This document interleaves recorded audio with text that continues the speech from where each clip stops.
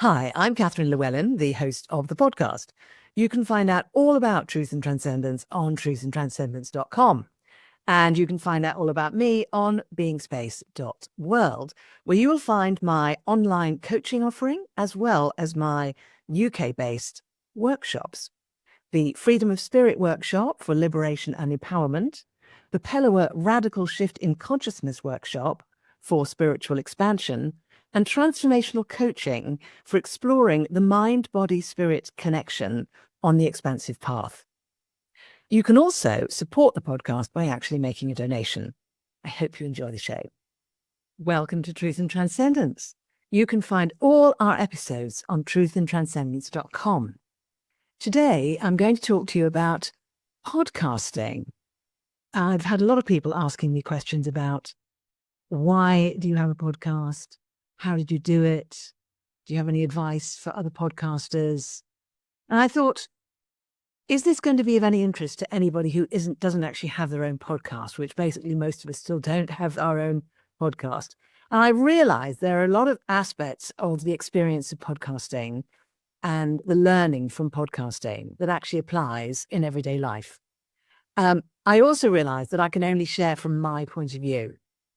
I haven't done a study of what works for everybody, and I probably haven't even discovered all the details of what works for me.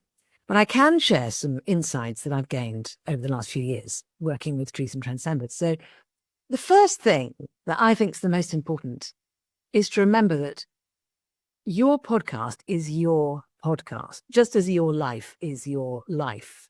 And for those of us in the Western world, we are brought up to believe that somebody else knows better. There's an expert, there's a professional, maybe a parent, maybe a teacher, someone famous possibly, who knows more than we do about how we should live our life, who we should be, how we should be, and how we should do our podcast. And one of the things about podcasting is part of independent media. So for anyone over the age of, I don't know, maybe 30 even, most of us grew up in a situation where most media was centrally coordinated, like, for example, in the UK, the BBC, the British Broadcasting Corporation, which used to be all there was to watch when I was a child. And then gradually that expanded. There were other channels. Then there was Sky. And then suddenly there were hundreds of channels that you could tune into. But then independent media appeared. And the wonderful thing about independent media is that it is not regulated. It's not censored. It's not supervised. So what that means is when you have your own podcast, you can have it be about whatever you want. You can have the context for it be whatever you want. It can be purely an expression of you, or it can be purely a piece of service to the rest of the world. Ideally, it's going to be both. In one of the modalities I work with, we talk about having a unique mission for being in this life, and that mission includes two parallel aspects to it, one being our ongoing personal growth and expansion and spiritual expansion, and the other being our contribution to the collective, to humanity, to the planet, to the universe, however you want to look at it. So if your podcast fits both of those, that's ideal, because then you're learning and growing and fulfilling yourself through having a podcast, and you're contributing in a unique way, which will actually give people something that they can't get anywhere else, because only you are you, as someone said. No point trying to be somebody else. They are all taken. You can only be you. So your podcast can only be your podcast. Now, if for whatever reason you have a sponsorship situation where you have to comply with certain guidelines around how you do your podcast, then that's a different thing. And that's something I have no experience of. So I can't really offer guidance or advice in that regard. My podcast is entirely self-created, self-funded, self-managed. So when I have a guest coming on and they say, well, can I say this? Will that be okay with your listeners? Of course, I'm thinking about value for the listeners, but I'm not thinking about the approval of the listeners because I don't have to. So I can say, no, let's bring that in because that will be fascinating, interesting, and maybe make people think a bit, which is never a bad thing. So your podcast is your podcast. Your context for the podcast needs to be yours and only yours. That said, I highly recommend listening to lots of other podcasts, tuning into what you like, what you don't like, picking up other ideas. When you start a podcast, you will have some of the skills that you need for running a podcast already, and some of them you won't have, purely because you weren't trained to be a podcaster from the year dot. You might have grown up in a situation where you developed communication skills, listening skills, rapport, empathy skills. You may have developed technical skills. You may have worked on your health and well-being, so you look fantastic. You may be naturally very, very good at creating your look. You may be good at aesthetics, interior design, so you can create your background. You may know all about lighting. So you might miraculously have all of these ingredients. And you might also have how to do marketing, how to select guests, how to select topics, how to choose a context and a name for your podcast. But I would suggest it's unlikely that you've got all of these highly developed before you start your podcast as an independent podcaster. So the thing to do is to lean on the strengths that you have and then take action to develop those areas where you are not as strong. I have a podcast coach who I highly recommend, and you can ask me who that is if you like. And I find he's incredibly helpful because he helps me to recognize where I'm already strong and where there's something for me to learn, and helps me to learn it, whilst at the same time bypassing all of the self-censoring or self-criticism that I might have in my own head. And being a Virgo, I don't know if you tune into these ideas around different horoscope elements, but I've got some of the kind of classic Virgo characteristics, one of which is to go for perfection. And we know that perfection is the enemy of the good, so I dithered around for ages before I started the podcast. When I say ages, a few months, which in the podcasting world is a long time. And I actually jumped in and started before I felt ready, because I learned from other people with a lot of wisdom and experience that that's what you have to do with a podcast. If you wait till you're ready, if you wait till everything's absolutely set up perfect, you'll never start. Or when you do start, you will have sucked the life out of it because it will be a presentation. So again, your context for your podcast might be that you want it to be a slick presentation, in which case do that and do it well. Your context might be that you want something very rough around the edges, very authentic, very real, very natural, in which case do that. Choose what suits your purpose for doing the podcast. And again, in identifying what your purpose is in doing the podcast, you might get help with that. Your coach might help you with that. Or you might look at other people's purposes for podcasts. You might do one of these processes that you can find online that help you to come up with clarity around your purpose. You may go on a workshop to help you to do that. I will quite happily admit that I probably wouldn't have had the wherewithal, the courage, the enthusiasm, the energy, the flair, and everything else. I would have had those available within me, but I wouldn't have necessarily been able to access them had I not spent some time working with something called Pelawa, Radical Shift in Consciousness. So if I hadn't worked with Pelawa, I probably wouldn't have started the podcast. And working with it on a continuous basis, I now actually teach it as well.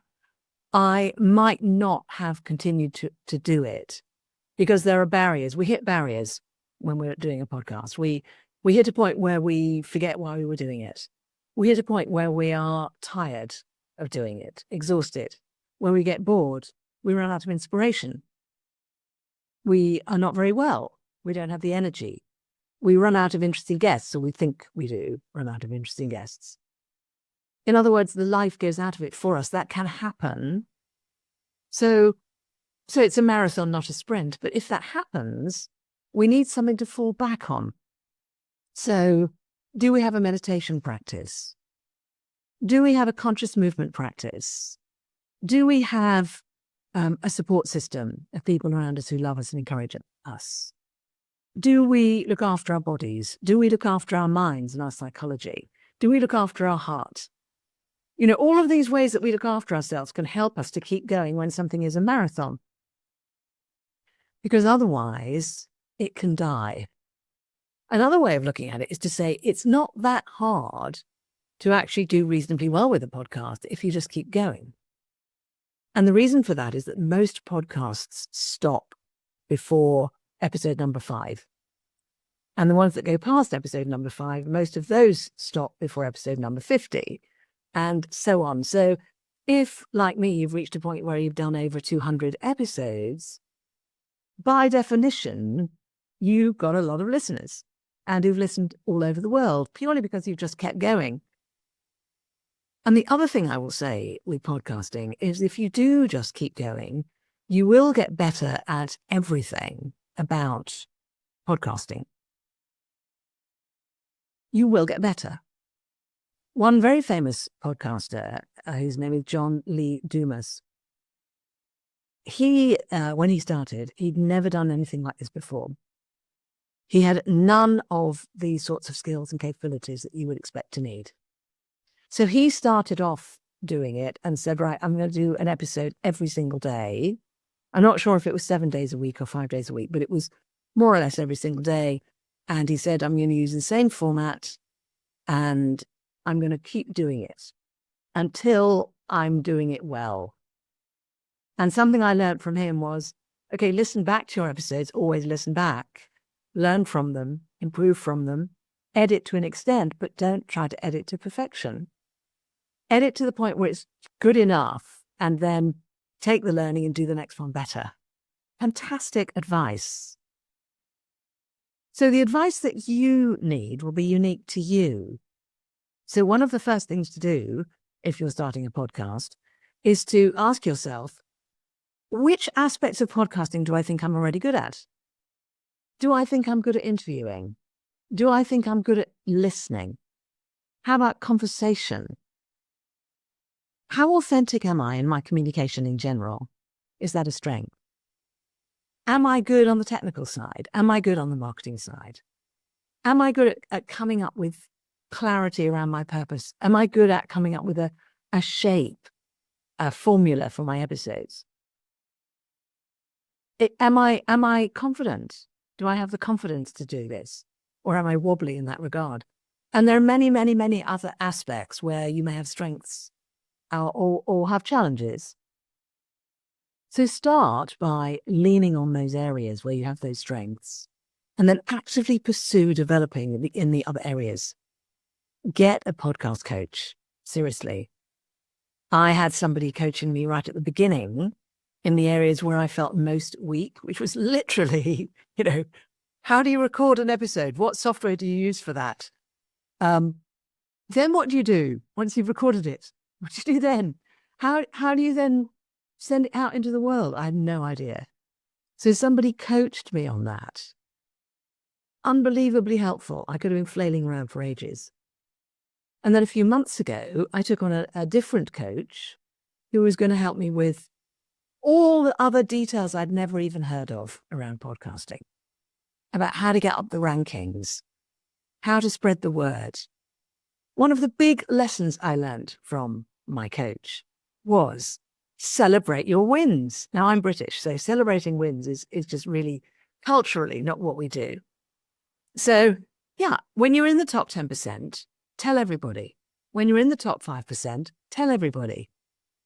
And I've been amazed. I've been a guest on other people's podcasts, and I've gone to look at where they are on the rankings and so on. And so many of them don't even know that they're in the top 10% or 5% or even the top 2%. And so they're not sharing it. But people love it when you do that. It's not icky. It's not creepy.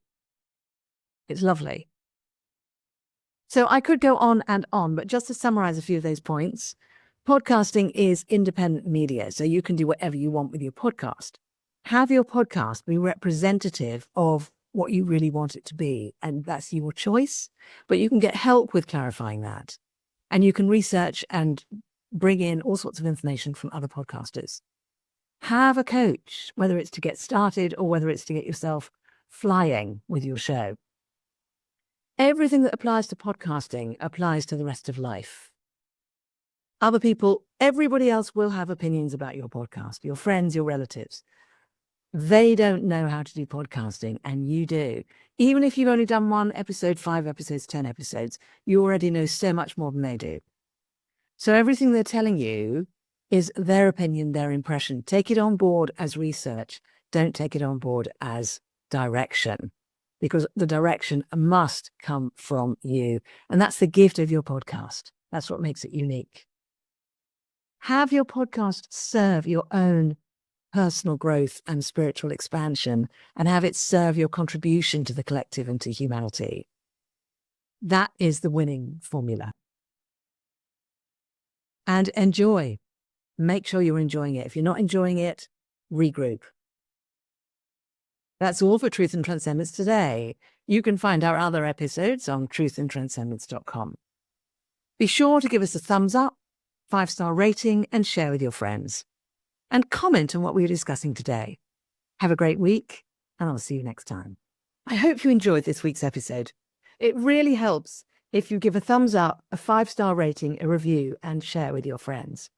If you're looking for transformational coaching or an intensive transformational weekend workshop experience, I can help with that. You can actually help the show by making a donation. Until next time, take care.